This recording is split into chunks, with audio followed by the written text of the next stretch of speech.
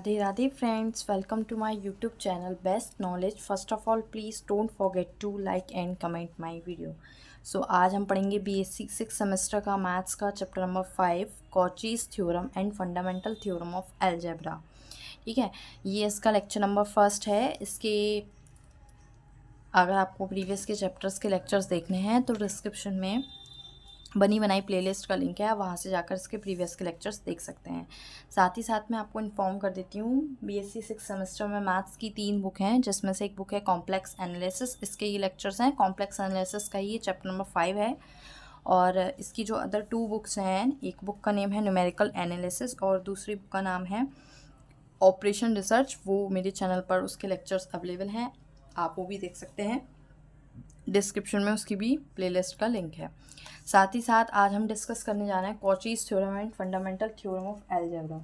जो अलजेब्रा में आप कॉचीज थ्योरम पढ़ेंगे और फंडामेंटल थ्योरम के बारे में पढ़ेंगे, उसके बारे में हम जानेंगे। तो first of all Cauchy's theorem क्या होती है। सो थ्योरम जो होती हैं वो एक स्टेटमेंट पर होती हैं। तो कॉचीज थ्योरम का जो स्टेटमेंट है वो आपको पता होना चाहिए, उसी से आप समझ पाएंगे कि कॉचीज थ्योरम क्या होती है।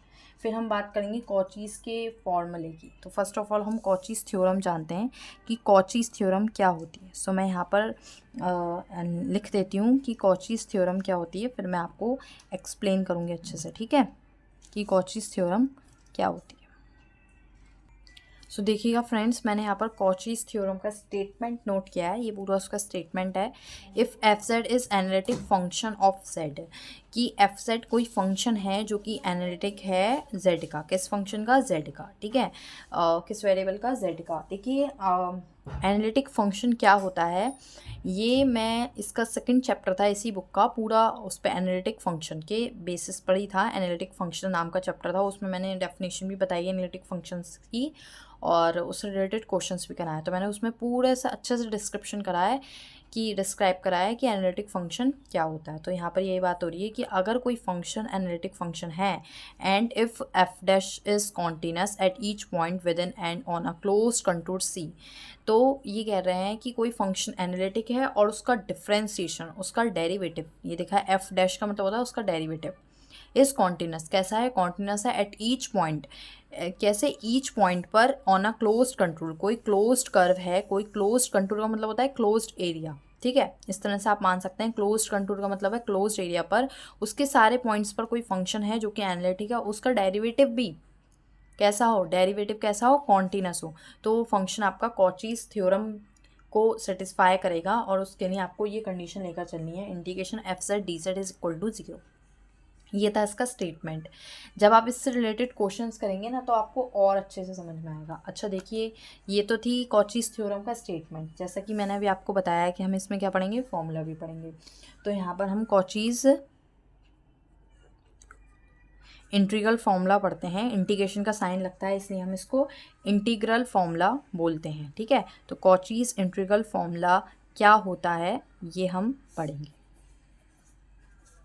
ठीक है, देखिएगा मैंने इसकी डेफिनेशन भी नोट की है। If F Z is analytic with in and on a close control, वही बात है कि कोई फंक्शन है एफ जेड, ठीक है, कैसा है? एनालिटिक एंड साथ ही साथ within on a close control, किसी कंटूर क्लोज कंट्रोल में। ठीक है, C then a a is any point, a कोई पॉइंट है उसी क्लोज्ड कंटूर में, ए कोई पॉइंट है विद इन C1, एक और नए कर्व के साथ C1, देन तो उस टाइम पर आपका जो कॉचीज इंटीग्रल फॉर्मूला बनता है वो इस तरह से बनता है, F A 1/2 pi integration F Z z minus A D Z.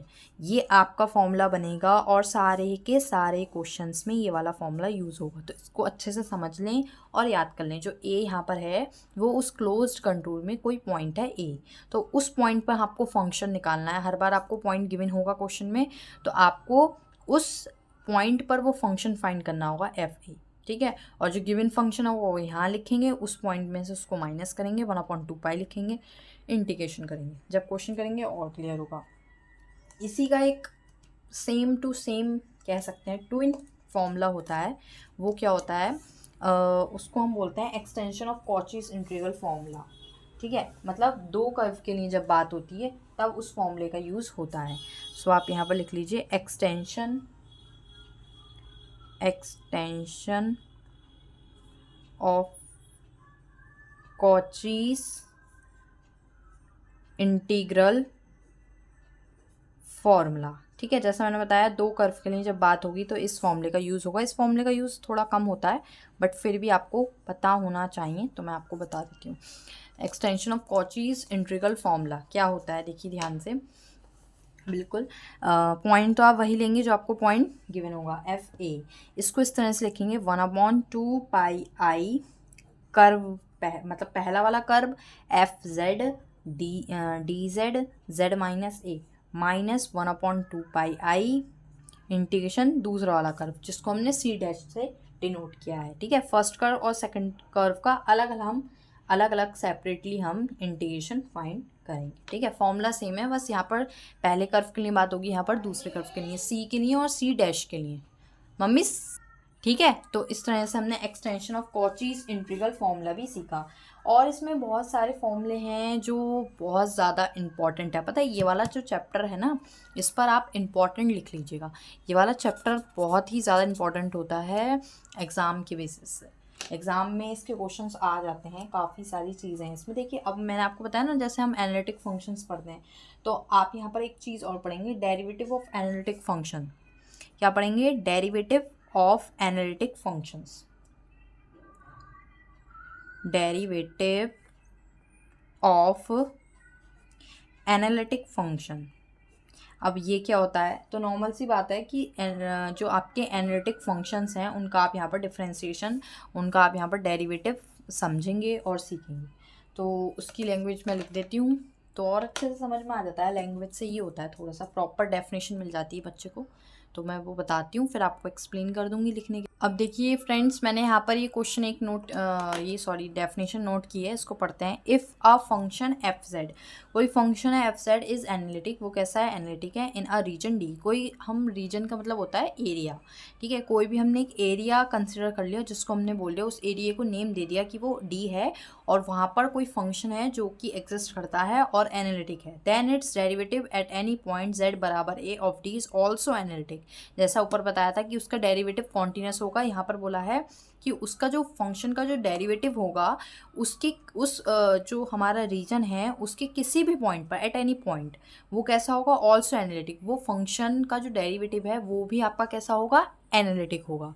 Clear हो रही है बात? इंडीड, उसी रीजन में। इज गिवन बाय मतलब आपसे मैथ्स में पढ़ना है तो आपको यहाँ पर मैथमेटिकल फॉर्म में मिल रहा है। ठीक है, लैंग्वेज से आपने बात समझ ली कि क्या कह रहे हैं कि कोई फंक्शन है जो एक रीजन में है और एनालिटिक है, तो उसका डेरिवेटिव होगा उसी रीजन के किसी भी पॉइंट पर, वो भी एनालिटिक होगा।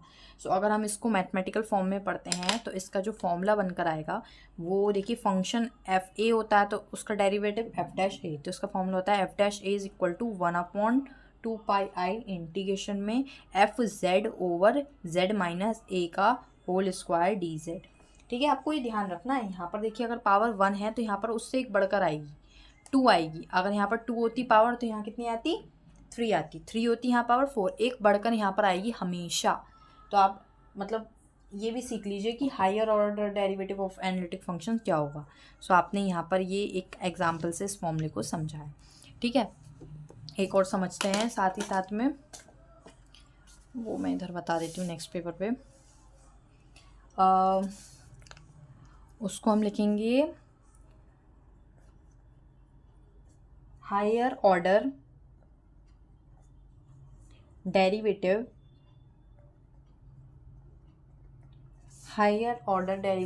Of a analytic function.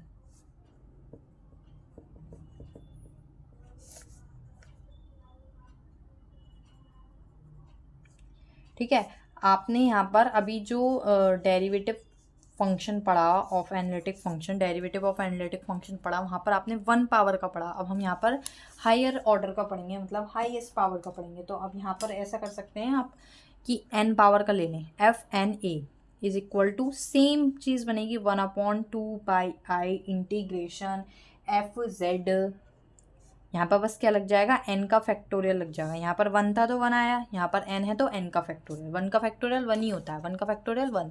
सो यहाँ पर n है तो n का फैक्टोरियल इंटीग्रेशन में f z over z minus a की पावर कितना मैंने बोला था, जहाँ हो जितना यहाँ पर होता उससे एक ज़्यादा आता, तो n है तो n+1 आएगा।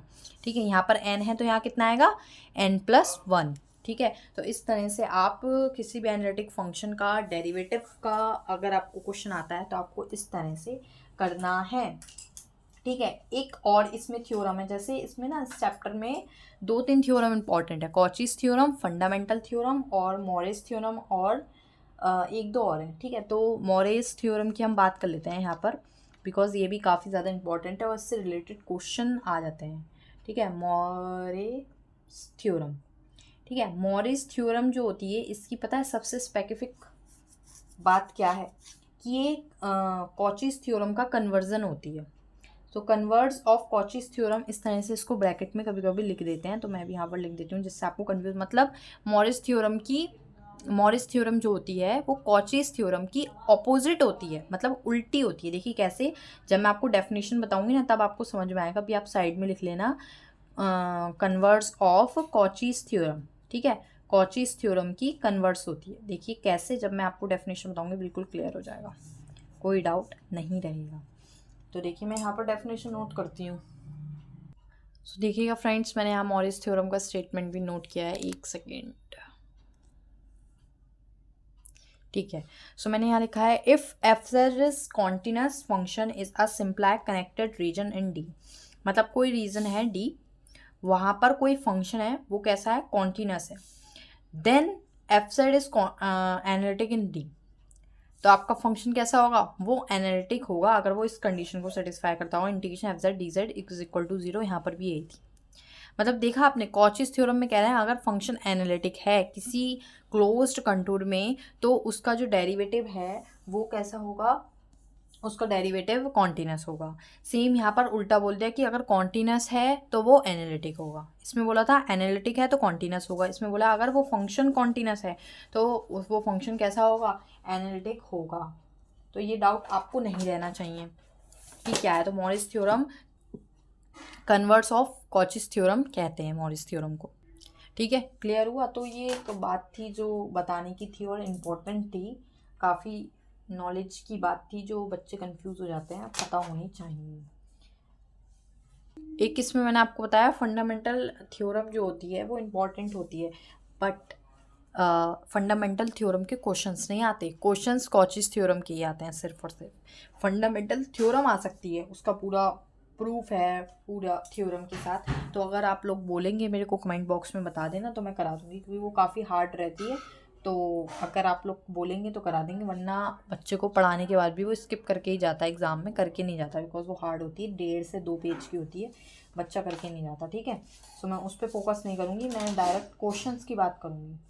तो क्वेश्चंस बताए जाएं या फिर फर्दर लेक्चर्स में बताएंगे क्वेश्चंस। आज के लिए सिर्फ इतना ही, जिसमें हमने कॉचीज थ्योरम पढ़ी, कॉचीज इंटीग्रल फार्मूला पढ़ा, extension of Cauchy's integral formula पढ़ा, डेरिवेटिव ऑफ एनालिटिक फंक्शंस पढ़ा, higher order derivative of analytic functions पढ़ा और मोरिस थ्योरम पढ़ी। सो ये मोस्ट इम्पॉर्टेंट इसके 5 to 6 टॉपिक हैं जो इम्पॉर्टेंट है इस चैप्टर के। बाकी इसके जो कॉचीज थ्योरम के क्वेश्चंस हैं और इससे रिलेटेड वो हम अपने फर्दर लेक्चर में करेंगे। Thank you friends for watching my video, please share, like and comment more. Radhe Radhe friends.